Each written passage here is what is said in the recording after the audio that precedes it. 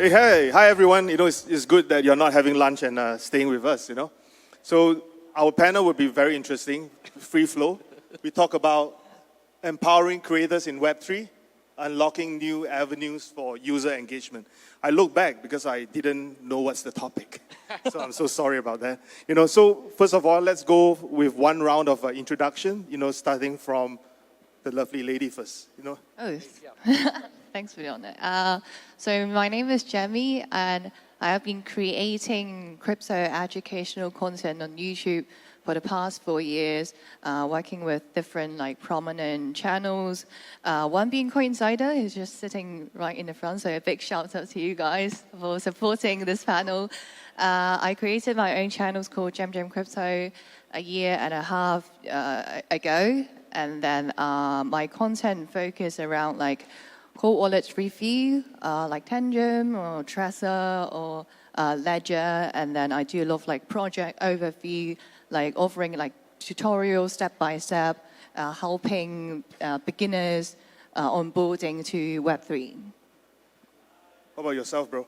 Hi, I'm Giu Comia, content creator based in the Philippines. I've been doing crypto content since 2020, 4 years ago. And my specialization is on TikTok, is short form content, and for short attention span people. And at the same time, my specialty is onboarding Web 2 to Web 3. So I simplify stuff, dumb down for everyone for them to understand crypto easily. So that's my specialty. Sure. Alex, yourself? Yeah. So I'm Alex. I'm the founder of Azarus. We started back in 2018 with that crazy idea that streams and creators needed help engage the audience. And we built a gamification layer for Twitch, which grew up to 20 million uniques. We get people who watch streams to also play and earn. We got acquired by Nemo Brands last year, and we launched a couple of months ago now Stream HQ, which focuses more on KOL, crypto KOLs, on Twitter Spaces and YouTube. So I've been working basically with KOLs, helping them engage audience since 2018 now. And some of the biggest one on Twitch all the way to the biggest one on Twitter. Okay, so we have all the OGs here. So I'm Andy, I'm based in Singapore. I'm just a crazy author who invests in a lot of things. Also big in meme coins, very early, started in 2013 with Bitcoin, and life goes on from there. My introduction will be boring, but I love to hear what the fellow panelists have to say about the topic. So let's start off with you, bro. All right. Philippines is always the biggest place for community, right? Yeah. And you as a KOL, key opinion leader, there's a lot of things that you can talk about. What are some of your success stories? Share with us. Okay, one of the biggest success stories is in terms of a content creator in the Philippines, because video creation is really big there. Almost everyone does content creation. It's a kind of a meta there, especially for TikTok. It started 2020. The biggest success for me there, of course, is building KPIs, user-based acquisition. Because for me, I would share that Philippines is one of the biggest in terms of user-based acquisition, because a lot of people there are just looking for opportunities. There's this one project from Japan we helped build in the Philippines. We were able to onboard 100,000 to 150,000 users in a short span of time during the bear market. And that was a huge success for me, because I spearheaded the campaign, and we were able to build that for a project in Japan. And that was cool, so cool. That is really nice. One more question for you is, we are from Southeast Asia, right? So yeah. When you talk about Philippines, Vietnam, and so forth, community is big, yeah. Acquisition is big. But then there's always this myth saying that, wow, the users are not going to invest too much. What do you think about this? Is this real, or do you think it's okay? For me, it's okay, because most of the time, right, when you're thinking about not investing too much, if there's a few people, maybe 100 investing too much, that's good. But if you have 100,000 people invested just a little bit, that's still gonna cover everything. It's all about just onboarding as much users as possible. I think strength in numbers is the key, because for me, if we have a global adoption, it will be just organic for everyone. It will be easy flowing, and it wouldn't be as complicated as just getting random investors in and the big liquidity in. So I think that's the best case scenario. Thanks, Giu. I think it's a very sound, good reply, smart reply as well, man. You know, Gemmy, what is your success stories? You know, I heard all the big names that you mentioned during the introduction. What is the one big success that you have? Like the breakthrough where everybody knows you, and of course you have a video crew there, you know? Yeah, it's very honored to have worked with different prominent channels, and coincided being a channel created back in 2017, so like big OG, so very honored to host some of the videos with them as well. In terms of like being a YouTuber, then I would say I gained a lot of like experience in terms of like YouTube SEO stuff. Like when, especially there are like so many, like as everyone's saying, like everyone is a content creator. You can just like, if you're a camera, then you are a content creator, you're a kill out. So you're competing with like so many creators out there. So for like a smaller channel, then for myself, I feel like doing SEO really help. Because let's say, I'll give some example, like if you are a bigger channel, then you can do like clickbait title like, oh, I can't believe this happened. But this title actually don't get any search engine for like the YouTube algorithm. So what I learned from my past experience is that, okay, for smaller channel that maybe it's good to have some key search word where everyone can search on the like YouTube search engine. My latest video is about like virtual protocol, so maybe it's a good idea to incorporate like the actual project name. And I noticed like some of my videos like seeing like top 5 projects to check out, something like that.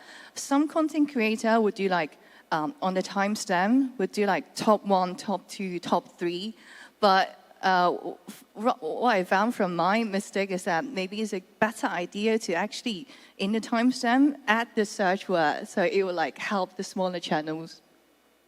So what, I mean, you know, you are big in YouTube, right? So what is the highest impression that you get from your videos? You know, and which one is it? Which one is it? I have to go through my history. I don't remember now. I can check on my phone, but like the biggest one is, I would say, still from Coincide at the moment, because like they have a massive followings, like 300,000 subscribers at the moment. Yeah, if I remember correctly. So yes. I think that is really successful, because I tried to do YouTube before, and I really can't manage it, because I just want to put up content, and then if you read it, you know, because it's just not easy, you know. So kudos to that. Alex, your success story, man. I mean, there's a bunch. We've been doing that a while. So I think I'll probably talk about the Streamer Awards, which was one of the biggest shows of Twitch like 2 years ago. We got about 200,000 concurrent viewers playing our games together. And what's really cool is that when you play a game, you basically have a wallet showing up on Twitch over the video feed straight up. So the 2,000 people that we essentially onboarded to Web3, in a way, dropped tokens in their wallet and got them to actually claim prizes afterwards. And we did that for a couple hours during the entire show. So this is one of the things that I really love about this space, because you have the density of eyeballs. Like when you have hundreds of thousands of people watching the same content at the same time, I mean, I don't like to use the word metaverse, but that's really what it is. You have actually that density. It's bigger than any other game. Like everybody's watching. It's entertainment. And if you put a button in front of the people, they click. It's as simple as that.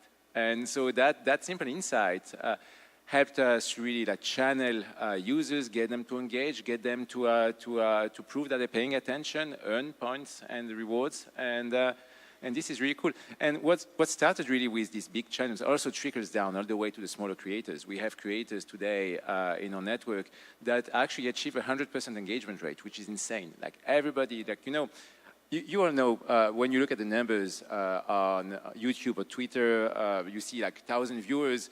But the reality is that most of the people are just listening in, they may be on their device, they may be doing something, cooking, whatever. So it's actually not like the amount of people actually paying attention, watching the stream is lower. So when you get 100% of the people who are on the stream actually proving they're here, engaging and earning rewards as a consequence, that's amazing. That just makes me happy.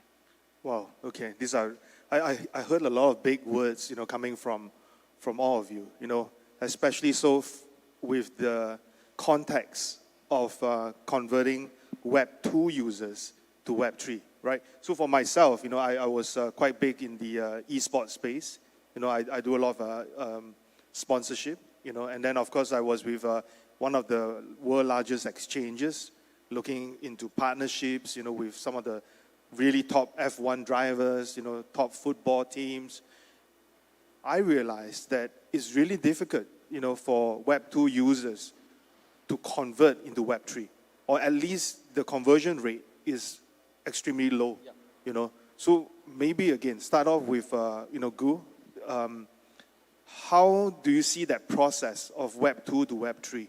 I think it's all about the right product by the end of the day, because we all started during the era that everything was a concept. Like you were selling concepts to like normal people, so it's so hard. Like right now, I think that we already have good transitions, that we already have like actual products that Web 2 users can see. From my perspective, since 2020 up until now, I think it's easier to market now than before, because there's already live products out there, and I think it's still gonna evolve. So it will just organically evolve. We just ride the wave, and eventually it will be easier for Web 2 users to come into Web 3 seamlessly. That's what I think. I mean, I can add on that, because Giu was just showing me earlier the Sui wallet and how you can just log in with Facebook and start buying coins. I think we kind of like, there's a strong evolution right now. I remember when we started back in the days with Azarus, people were on MetaMask, and there's no way you onboard masses to MetaMask. Let's be honest, it's very hard. I understand from the ZK side that Sui is really working very hard on that. But then, again, do you have some numbers to share? I'm not sure if Evan or Adani, they are here or not, but do you have some figures to share? How far did that go? We get hundreds of thousands of people to sign in and to create an account in seconds, because we have smart accounts and the technology is changing so fast. I mean, Gemmy on her YouTube covered cold wallets. Cold wallets are also very hard. Like you need a step-by-step process. It's kind of complicated when you expect end users to understand like the idea of a private key and not your keys, not your wallet. But now the technology has changed so much, it's becoming so seamless. You can actually think about onboarding masses. If you take all the latest games, they have the use of smart accounts change the game entirely. I think it makes it very easy to help users out, and they are not alone anymore. They don't have to manage necessarily all the keys, and you have the MPC wallets also that have made things a lot easier. So I think we're getting like this, and I like that the conference team is on board, because this is clearly a year where you can, I think I can tell my mom how to use blockchain. Maybe. We're getting there. 50-50. Well, my mom doesn't need to know blockchain, but, but I will come back to that point. She wants coins. She wants to shield tokens. No. She just needs money, so it's not. That's what I'm saying. Yeah. So I'll come back to that, because that is sometimes, in some of my groups, we are kind of like deviating away from the decentralized secure keys movement. Let's get into that later on. Gemmy, Web 2 to Web 3, how do you do the conversion? And most of the time, what kind of conversion rate are you getting? Is it 10% conversion, 20% conversion, or 1% conversion? No. Well, in terms of like success rates, then it's much easier if I know the person. Like, because for me, you always like need to have that guy, like a buddy, to bring you to Web3. And usually, initially, when you heard about the idea of crypto, you'd be like quite skeptical.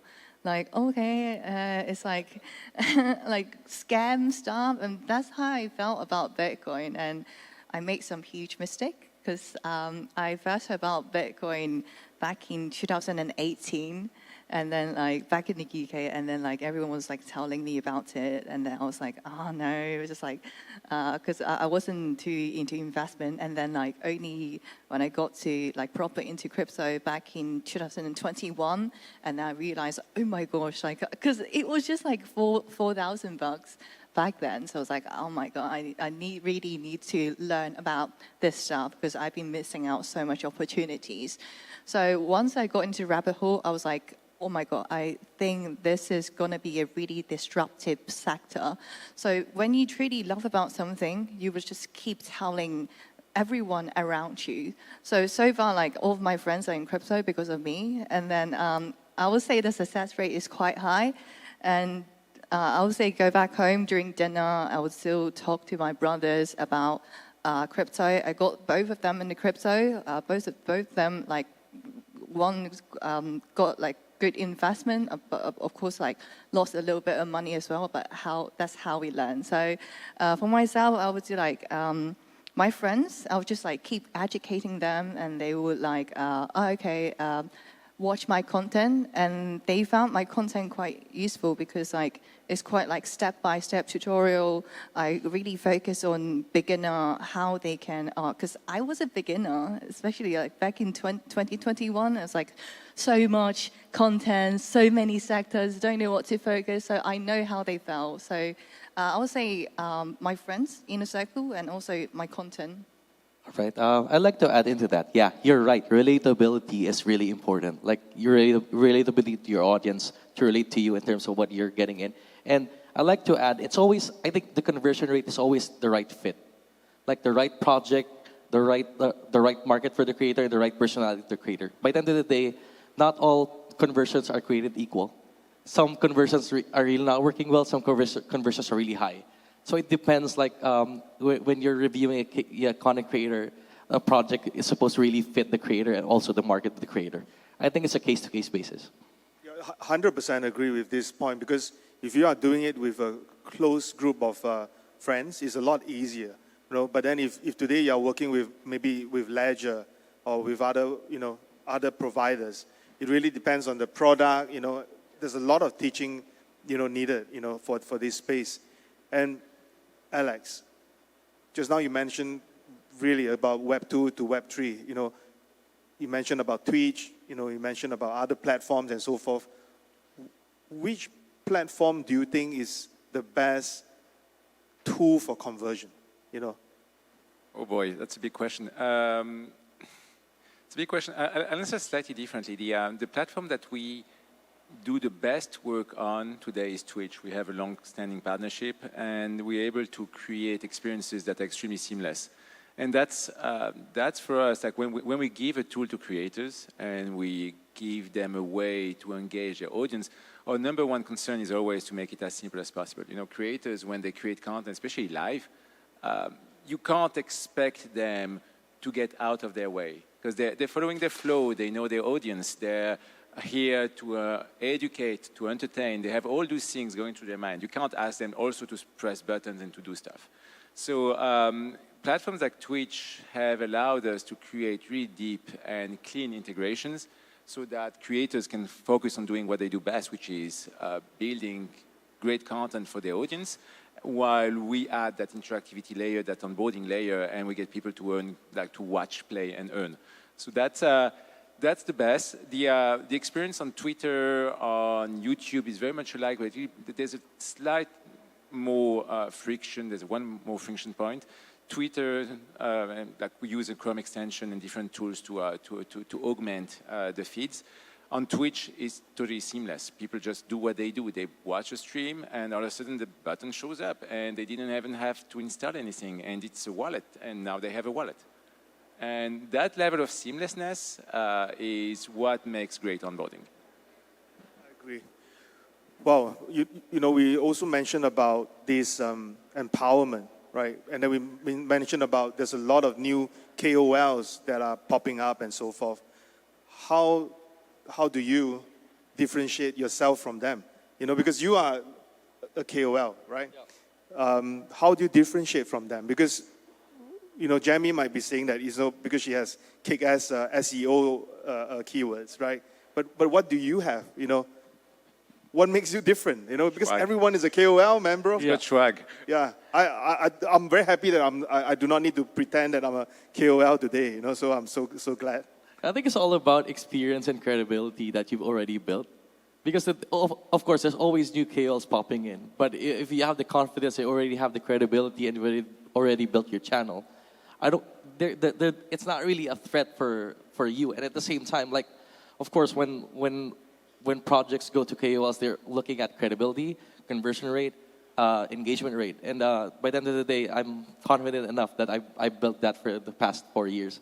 And that's it. Do you call for projects like if they need like a pump, Actually, it's like two-way street. Like sometimes it's them, sometimes it's me. So yeah, it depends. Okay. What about you, Gemmy? Is it a tough question? Sorry, can you ask the question again? No. So I just want to say that you are a KOL definitely, right? So how do you differentiate yourself from the rest of the competitors? Because there's so many new ones coming out. Some have longer hair than yours. Some have sweeter voice than you. How do you differentiate this? I would say you have to really focus on the sectors, because there are like so many sectors, and you can't be good at everything, especially in crypto. It could be like DeFi or AI or anything, but find your niche and then know what you're talking about. Then I'll find that like really helpful. That's very relatable. What about yourself, bro? I'm not a KOL. I like them all. What? They can all come to Azarus or to stream. Like if you're crypto KOL, stream HQXYZ. But how do you differentiate yourself from other platforms? Well, we're kind of the only one doing that, Find another platform that lets you drop tokens over a stream. Show me. Nah. That's us. We've been there very early. We built a bunch of tools, and we've been working with all the big creators. So we got super early in this game. Actually, so early, back in the day, we were building on EOS. I'm not sure if you guys are old enough to the space, but you remember EOS? No, I'm not old enough, but yeah. Okay. We've been through a bunch of cycles, we've been around for a long time. So now today, if you want to drop tokens on a stream, this is us. Okay. Send my regards to Brandon. Yeah, I like to add into that. Always stay hungry, of course. Always, we have to keep on growing, not just stay within our means, and at the same time always show up. Like we're here right now, right? We're always showing up, and then people see that. So that's a huge thing. Yeah, keep hustling, man. I just keep going. I think that's also my way, But of course, I like Taipei. That's the reason why I flew in. Another question, because all of you are very established. You have your own platform. You have your own channels that are doing very well. Right now, if there are new content creators coming in, most of them complain that they couldn't earn enough money to survive. Yeah. Of course, they have not met Alex, right? So, the earning part might not kick in yet. But what are your humble advice, from your end? How do you encourage new KOLs to come in, and how can they earn some money, without getting sued by the SEC? Actually, this is what my initiative in the Philippines. Actually, what I think right now is we really lack KOLs that are quality right now, and we need more, because our main target is mass adoption in the Web3 space, and I think worldwide we still lack that. And my thing is I mentor a lot of KOLs in the Philippines in terms of starting out their crypto content. Like I just tell them just do your thing, do contents every day, just show up, because eventually you will gain traction. And then eventually you will sustain what you're doing. Just keep on doing it. Five years eventually is how many? Not really 5 years. The crypto industry is so fast. You can just keep on showing up every day. In a few months, you're there. Not kidding. So more revenue from the TikTok channels, or how do you see that? I mean, it's more like because TikTok has more reach right now in terms of it can reach more people, and YouTube is.